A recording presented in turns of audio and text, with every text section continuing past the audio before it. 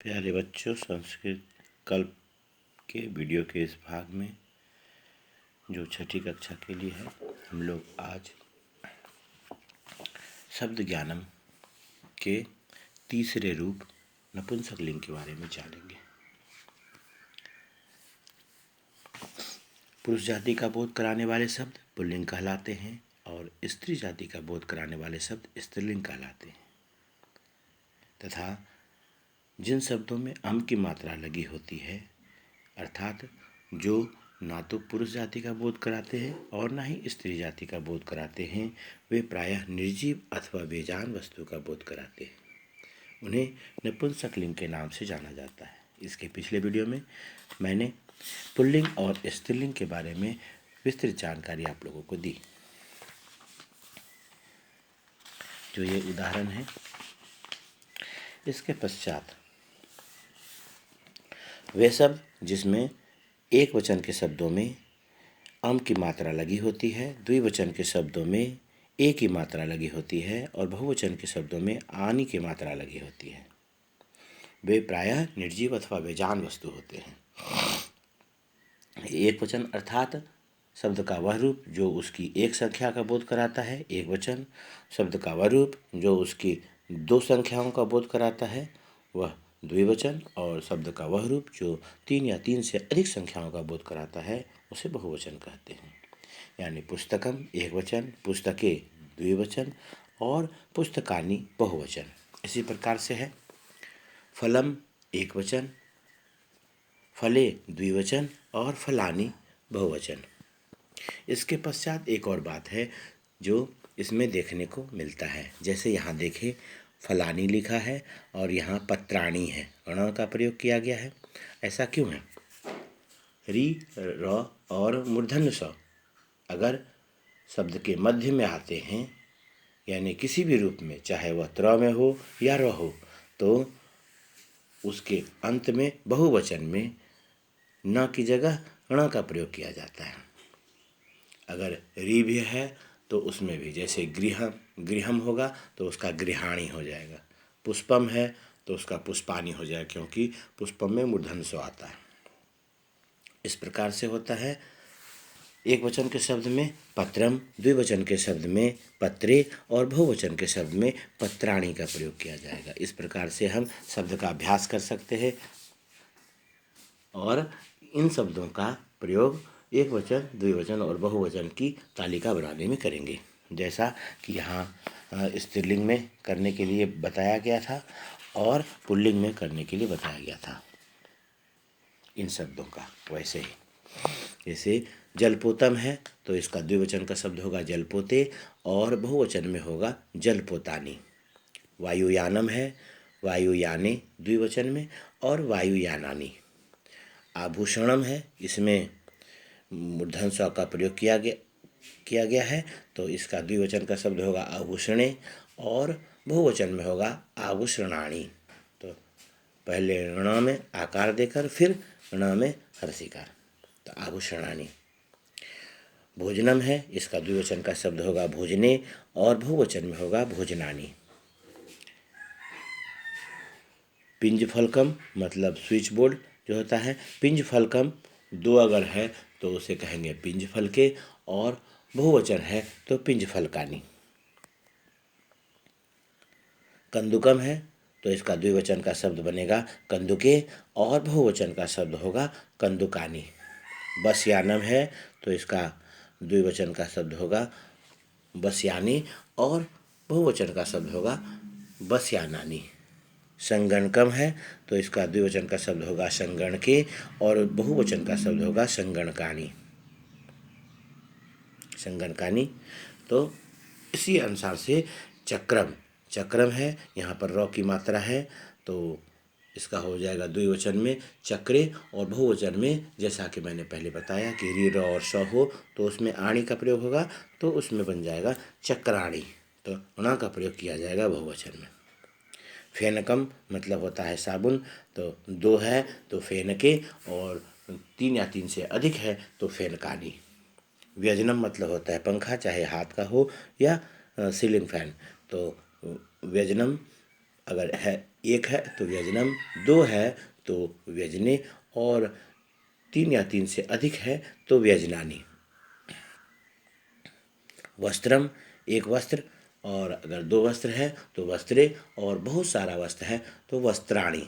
यहाँ पर भी र का प्रयोग त्र में किया गया है, इसलिए यह इस न का प्रयोग होगा। इसके बाद यहाँ कुछ शब्द दिए गए हैं जो नपुंसकलिंग के शब्द हैं और जो अर्थ के साथ इस प्रकार से हैं।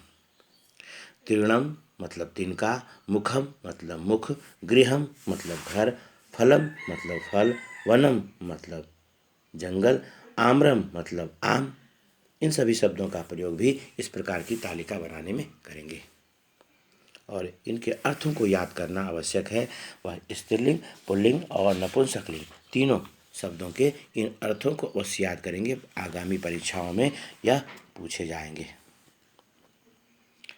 तीर्णम मतलब होता है तिनका, मुखम मतलब होता है मुख, गृहम मतलब होता है गृह यानी घर, फलम मतलब होता है फल, वनम मतलब जंगल, आम्रम मतलब आम, मानचित्रम मतलब नक्शा, मित्रम मतलब दोस्त, अन्नम मतलब अनाज, औषधम मतलब दवा, उद्यानम मतलब बगीचा, जलम मतलब पानी, क्षेत्रम मतलब खेत, द्वारम मतलब दरवाज़ा, नवनीतम मक्खन, भवनम भवन, दाड़िमम अनार, और हिमम मतलब बर्फ। जिसमें री है इसके बहुवचन शब्द में आणी का प्रयोग होगा तो त्रिणानी बन जाएगा। उसी अनुसार से गृहम है, इसके बहुवचन में भी आणी का प्रयोग होगा, यानी इस ऋण का प्रयोग होगा तो वह गृहाणी होगा। उसी अनुसार से आम्रम है तो इसमें भी आम्राणी हो जाएगा, ण का प्रयोग होगा। मित्रम है, मित्र में भी मित्राणी का प्रयोग होगा बहुवचन में। और मानचित्रम है, यहाँ पर भी र की मात्रा है तो मानचित्राणी, इसमें भी ऋण का प्रयोग होगा। इसी अनुसार से क्षेत्रम है, क्षेत्राणी ण का प्रयोग होगा, जो त्र में प्रयोग किया गया है पत्राणी में वही। तो इस अनुसार से शब्द का अभ्यास करेंगे। यहाँ पर पूरे पाठ का के जो मुख्य रूप से शब्द हैं यानी संस्कृत और हिंदी के साथ में इसे बोलकर पढ़कर याद करेंगे। पहला है कृषकः किसान, मेघः बादल, मूषकः चूहा, विडालः बिल्ली, कुकुरः कुत्ता, कपोतः कबूतर, शुकः तोता, लता बेल, कोकिला कोयल, पिपीलिका चींटी, मूषिका चूहिया, कलिका कली, सरिता नदी, मधुमक्षिका मधुमक्खी, चटका चिड़िया, वर्तिका बत्तख, पत्रम पत्ता, भोजनम खाना, कंदुकम गेंद, चक्रम पहिया, व्यजनम पंखा, वस्त्रम कपड़ा, जलपोतम पानी का जहाज, वायुयानम हवाई जहाज, आभूषणम गहना, पिंजफलकम स्विच बोर्ड, संगणकम कंप्यूटर और फेनकम साबुन। यह वे महत्वपूर्ण शब्द हैं जो हिंदी अर्थों के साथ में हैं, जिन्हें बोलकर पढ़कर याद करेंगे, अपने उत्तर पुस्तिकाओं में लिखेंगे। इन प्रश्नोत्तरों को हल करना है। यहाँ जैसे द्विवचन में बनाना है तो जो भी शब्द है वह चाहे पुल्लिंग हो, स्त्रीलिंग हो या नपुंसकलिंग हो, मध्य वाला शब्द इसमें से आएगा। जैसे यहाँ है अनलह तो इसका अनलव हो जाएगा। नेत्रे, नेत्रे इसमें द्विवचन का शब्द है। यहाँ सेविके द्विवचन का शब्द है। यहाँ पर नाई के द्विवचन का शब्द है। यहाँ अजय द्विवचन का शब्द है और यहाँ चक्रे द्विवचन का शब्द है। यहाँ पर स्त्रीलिंग, पुल्लिंग और नपुंसकलिंग के शब्दों को उसके अनुसार से यानी विसर्ग की मात्रा, आ की मात्रा और अम की मात्रा के अनुसार से अलग अलग करना है। स्त्रीलिंग में आ की मात्रा वाले शब्द जो भी हैं इसमें से चुन करके लिखेंगे और पुल्लिंग में विसर्ग की मात्रा वाले शब्द को लिखेंगे और नपुंसकलिंग में अम की मात्रा वाले शब्दों को लिखेंगे। यहाँ पर अर्थ को चुनकर उसके सामने में लिखना है। कपोतः कबूतर सामने में लिख देंगे। पुस्तकानि अनेक किताबें सामने में लिख देंगे। वर्तिका बतख सामने में लिख देंगे। भुजंगाह अनेक सांप लिख देंगे सामने में। मेघाह अनेक बादल होगा सामने में। जलपोते दो पानी का जहाज, पानी के दो जहाज और द्विचक्रिका साइकिल सामने में लिखाएगा। इसके पश्चात है एक वचन, द्विवचन और बहुवचन के अनुसार से, चाहे कोई भी शब्द हो उसके अनुसार से, जिसमें औ की मात्रा लगी है यानी पुल्लिंग में औ की मात्रा लगी होगी तो उसे बीच में लिखेंगे। आह की मात्रा है तो वह बहुवचन का शब्द होगा, अंत में लगेगा। आणी की मात्रा है वह भी बहुवचन का शब्द होगा, अंत में लगेगा। और जिसमें अम की मात्रा हो या विसर्ग की मात्रा है या आ की मात्रा है वह एक वचन में आएगा। इस प्रकार से इसे चुनकर यहाँ भरना है। यहाँ पर वही तालिका दी हुई है, जैसे अह है तो दूसरे में औ हो जाएगा यानी मयूरव और मयूराह। यहाँ औ की मात्रा है, यहाँ पिका होगा और पीछे पिका होगा। यहाँ पर हस्ता है तो इसका पहला शब्द होता है, पुल्लिंग का शब्द है हस्ता, हस्तो होगा और अंत में हस्ता दिया है। लते है, लते का पहला रूप होता है लता और दूसरा होगा लता, आकार लगा के विसर्ग। कन्या है तो कन्या का पहला रूप होता है कन्या, दूसरा रूप होता है कन्ये और तीसरा रूप कन्या। पाठशाला है, दूसरा रूप पाठशाले और तीसरा रूप पाठशाला। इस अनुसार से इसका अभ्यास करेंगे।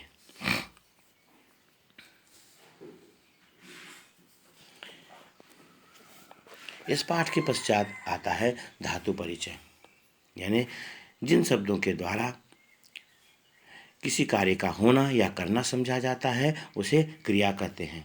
हिंदी की क्रिया के अंत में ना लगा होता है, यानी खेलना, कूदना, पढ़ना, लिखना, जाना, आना, ये सभी ना होता है। इसका जो संस्कृत रूप होता है वह संस्कृत में धातु कहलाता है, उसे धातु कहते हैं। जैसे पठ, लिख, गम, खाद, गच्छ, धाव, यह सभी धातु कहलाते हैं।